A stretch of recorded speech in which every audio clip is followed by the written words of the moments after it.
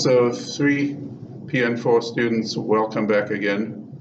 I've put some garbage cans on each side of me, so hopefully I don't walk off the video camera, and my career in Hollywood might get a kickstart from my outstanding performance in these videos. So at this point, I'm going to start by finishing up a few loose ends we have in the LED chapter. I realized before we start with the transistor, we want to finish these up. So this will be the last video on LEDs. And the topic that I want to discuss now is ways in which recombination can fail. LED efficiency has been increasing rapidly through the years, and generally speaking, non-radiative recombination events have always been the enemy and the hurdle to overcome for each new generation of material. So remember that the recombination process involves P and N type semiconductors, holes, and electrons recombining. We've discussed the double heterojunction as a way of confining the location of that recombination process. We've talked about direct versus indirect gap semiconductors having a distinct benefit for that recombination process.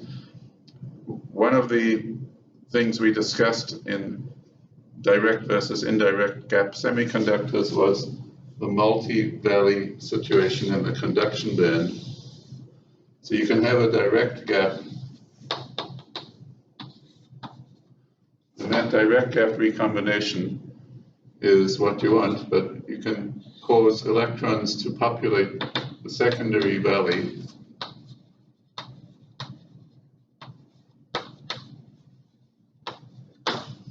And as you approach the direct-indirect transition point, that secondary valley can become a significant loss, a source of loss of radiation efficiency. So when an electron is excited thermally,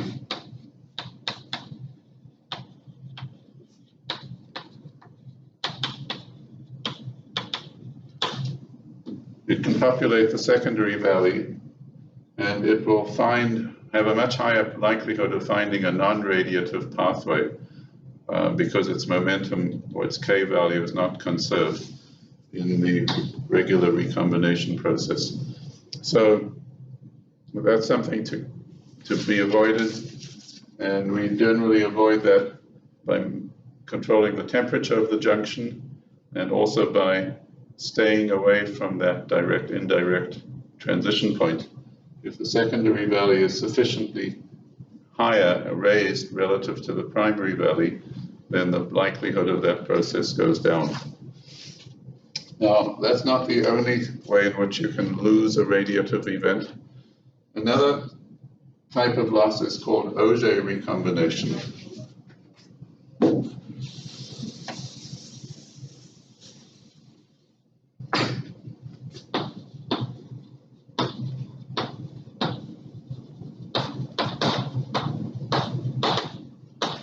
So in this process, we have an electron in the conduction band, and normally that electron would recombine with a hole in the valence band and produce a photon. But what could happen instead is that the electron in the conduction band actually excites another electron in the conduction band to a higher energy level. So this is called a two-electron process. So just to show it more clearly, I'll draw a second electron in the conduction band. So to conserve energy, that second electron can be excited up within the conduction band. Remember, this is all assumed to be conduction band.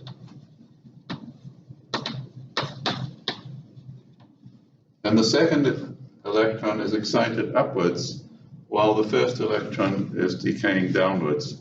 So of course energy is conserved because you now have a secondary electron up high in the conduction band, and that second electron will quickly thermalize by falling down through that conduction band and generating phonons. So you'll get lattice vibrations or heat rather than light out of that process.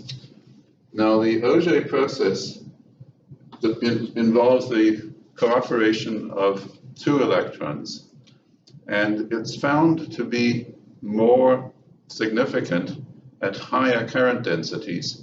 So if you're flowing more current through an LED, you would expect to have a higher concentration of electrons in the conduction band, because electrons are flowing towards this region, and the likelihood of two electrons being close together increases as you increase the LED current. And what that means is that if you were to plot the efficiency versus the current density J through an LED, typically efficiencies are higher and then they come down. So when you specify the efficiency of an LED, you have to be very careful to also check and see at what current density that efficiency is being reported. Typically, manufacturers will boast about the efficiency records that they achieve.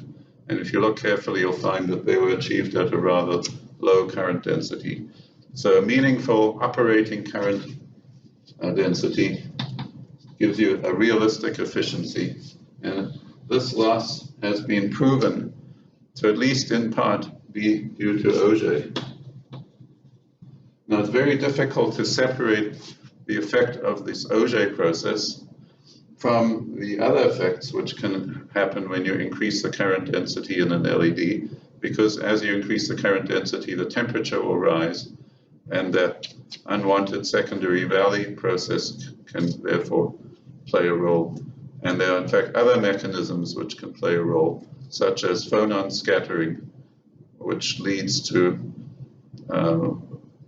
small changes in the recombination efficiency. Now, one of the other problems with LEDs has to do with surface recombination. You can imagine an LED like this, and if you were to pass current through this entire structure, I guess current is flowing this way.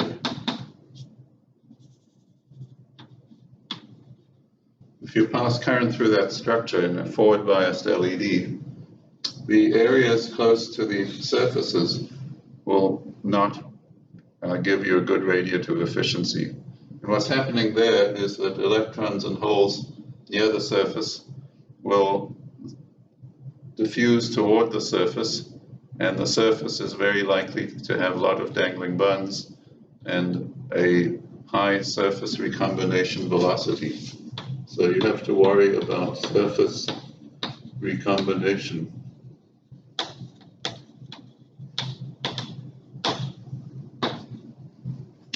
In order to address that problem, you can reduce the size of at least one of the electrodes. You try to keep the electric current flowing through bulk material where there's less likelihood of that type of a recombination process. You also have to worry, though, about other surfaces. There's still a surface here between the metal electrode and the semiconductor. That's a very highly defect-rich surface, a lot of dangling buns there as well. So you have to incorporate all the potential surfaces in your design. Of course, the junction from one semiconductor to the other, if you're making a double heterojunction device, that there'd be a couple of heterojunctions within that, or potentially a whole series of quantum well structures. You have to manage the defects that can exist in those devices. Although the lattice constant may be very close to perfectly matched, small changes in lattice constant between the layers can lead to dislocations and depending on the dislocation density, you'll have a decrease in the radiative efficiency of an LED. Now there's yet another very important factor which controls LED radiative efficiency, which is optical outcoupling. So let's just spend a few minutes talking about that.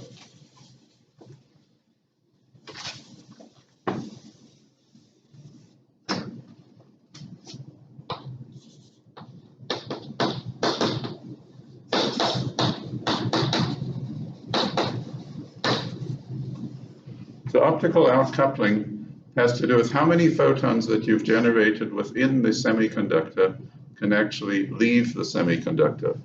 So in the simplest model for this is to look at an LED and pretend it's a homogeneous medium, so we'll ignore the N-type and the P-type material, we'll ignore any double heterojunctions or quantum wells which we build inside it, and we'll give it a refractive index N, which is different from the refractive index of air.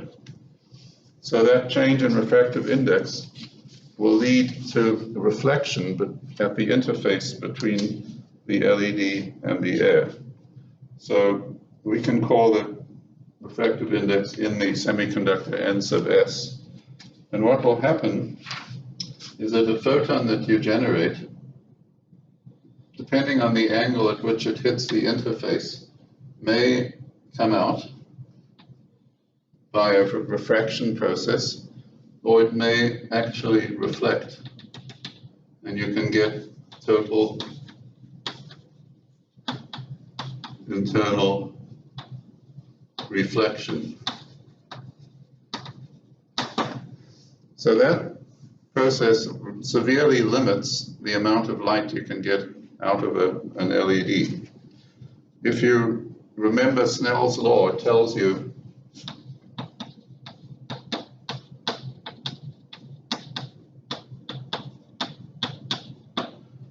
the change in angle, the angle of incidence versus the angle of refraction. So if you have a semiconductor, let's say N1, N2 is the semiconductor refractive index N sub S. N1 we'll assume is 1 because it's in air. Then you can figure out the angles, the relevant angles in this process. So we're going to define sine theta 1 as the angle in the air. And we're going to define sine theta 2 as the angle in the semiconductor. So to keep it simple, I'll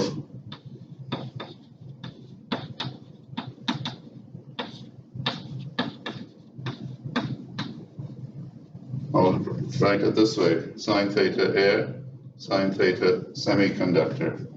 So the critical angle is reached when the angle in air reaches 90 degrees. At 90 degrees, if theta air is at 90 degrees, that's the point where the critical angle begins.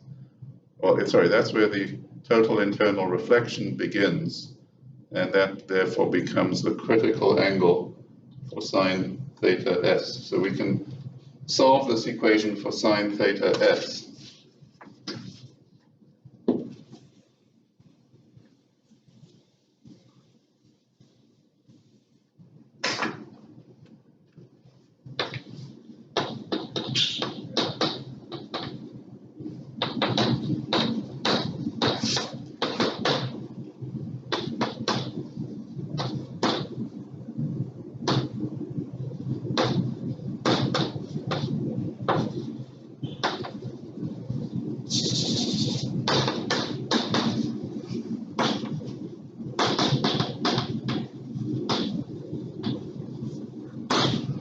So we can look at this equation and say 1 divided by sine theta s is equal to ns I'm going to put the value of NS in for gallium arsenide, and the value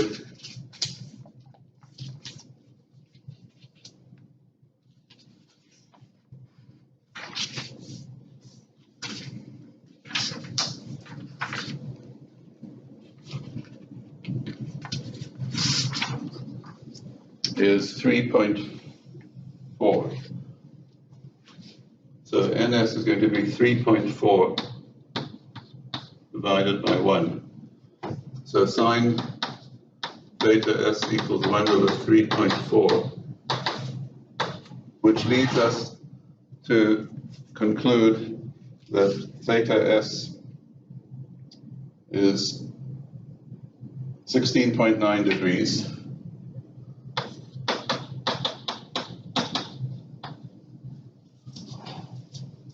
As a result,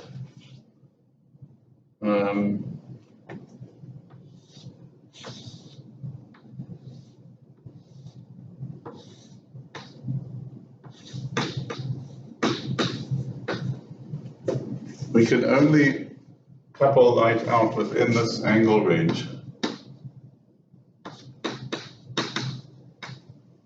from minus 16.9 degrees up to 16.9 degrees. And all the other photons that you generate which come out at other angles will not be collected. So that's a pretty dismal collection efficiency. And we can determine what that collection efficiency is. And you have to, in 3 dimensions, imagine a conical type emission cone. So we call this emission cone, which has an angle plus or minus 16.9 degrees in all directions. In order to find out what the total energy is, or the total percentage of light that comes through that cone versus light that does not come through the cone, we have to do an integral. And we're really integrating the area of a sphere and just finding what fraction of that area of the sphere is contained within the surface of that cone. So the integral looks like this.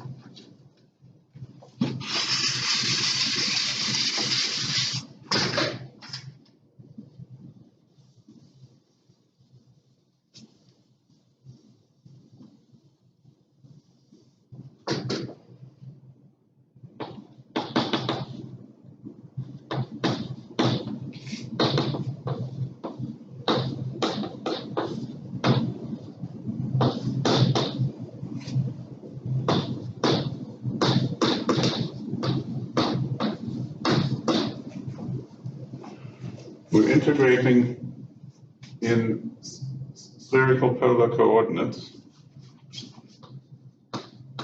So our coordinate system looks like this.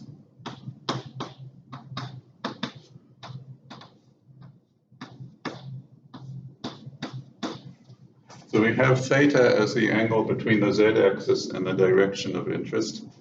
And we have phi as the angle between the x-axis and the angle within the xy plane.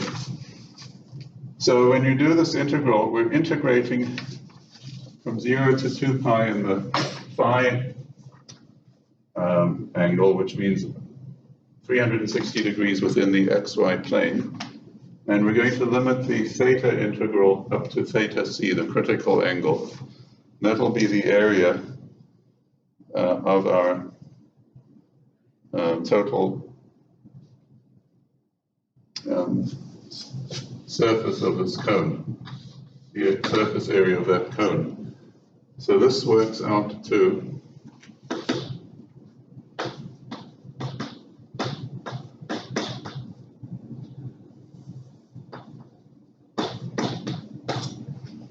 that, if you integrate it. Of course, the surface area of the entire sphere is 4 pi r squared. So we're going to take that and divide it by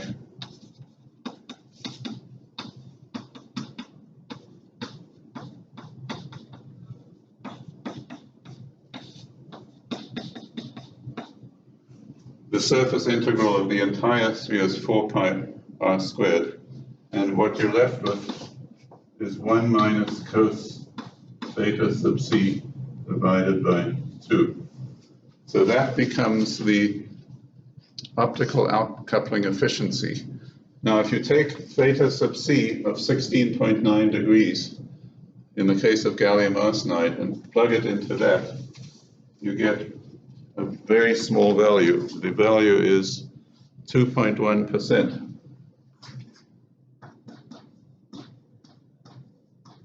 That value for gallium arsenide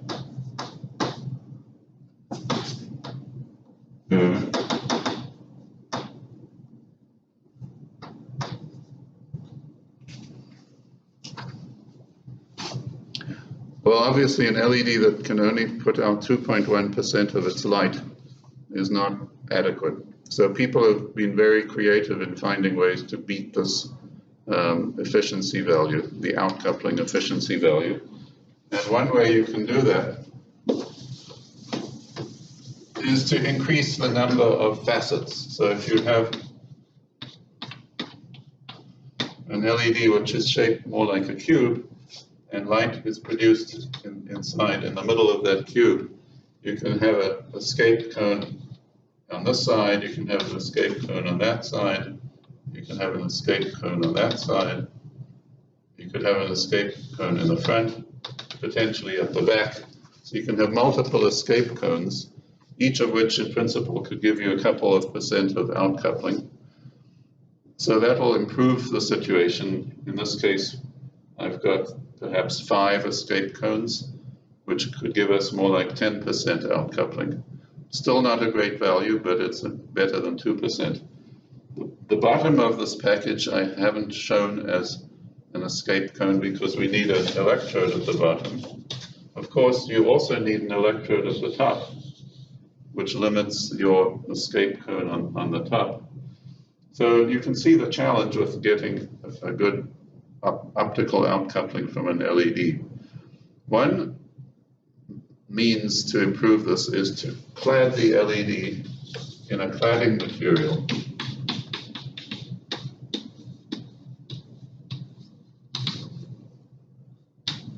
And those cladding materials, in principle, could resolve this problem to a large extent, because if they could have a refractive index which was as high as gallium arsenide, they would eliminate that reflection problem at the boundary. The problem with cladding materials is that it's very difficult to make a polymer which has a very high refractive index.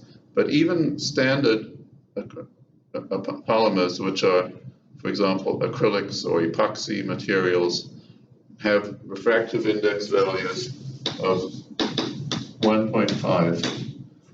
The refractive index of 1.5 is very common. Glass is 1.5, quartz is about 1.5, polycarbonate is about 1.5, polymethyl methacrylate or acrylic is about 1.5. So that's a fairly widely available polymer type. The eyeglasses that I'm wearing and that we wear have refractive indexes of about 1.5 if they're cheap. If you have a more stringent requirement where you have to have a stronger correction in your eyeglasses and you're willing to pay more money, you can use a polymer that has a higher refractive index. And those refractive indices typically are 1.6, 1.7, 1.75 in that range.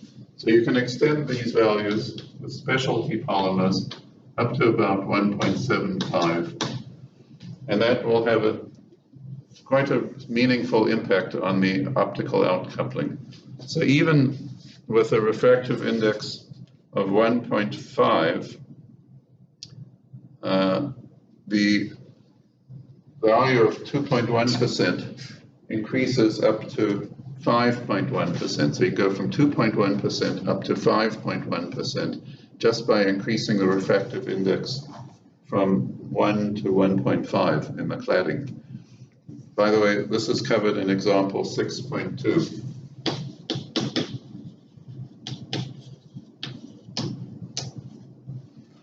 So the use of cladding layers is important. There's some other methods that you can use to further improve the outcoupling efficiency. One of them involves the use of a reflective facet.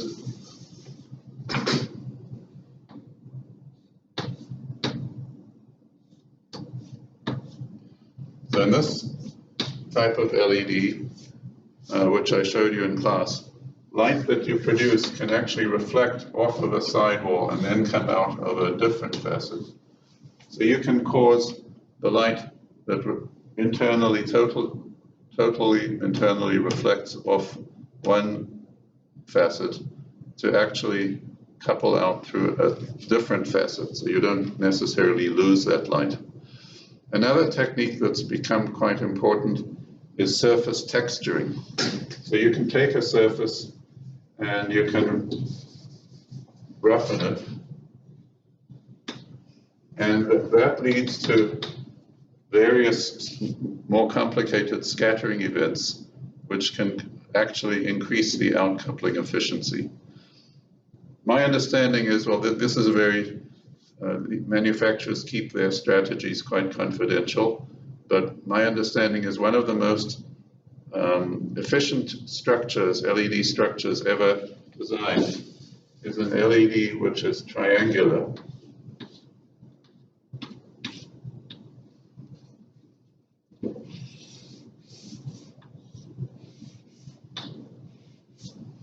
So it's like a triangular structure, presumably with contacts on two sides, and the light within the triangle can scatter out very efficiently, and then the surfaces of these triangles are textured with a specific texturing pattern, not necessarily random texturing, but potentially striped texturing, or texturing with a specific pattern. And that can be computer modeled with optical modeling to further improve the outcoupling efficiency. So as a result of all this work, we can now approach 90%.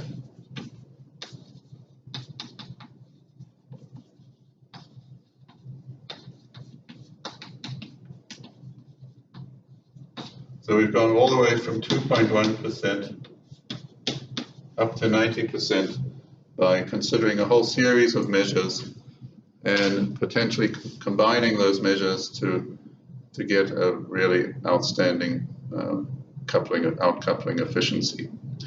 So I think at this point, I'd recommend you read the chapter on LEDs, read the whole of chapter 6. A lot of what I'm telling you to read is fairly descriptive, not that hard to follow. And for my next lecture, we'll be heading into chapter 8.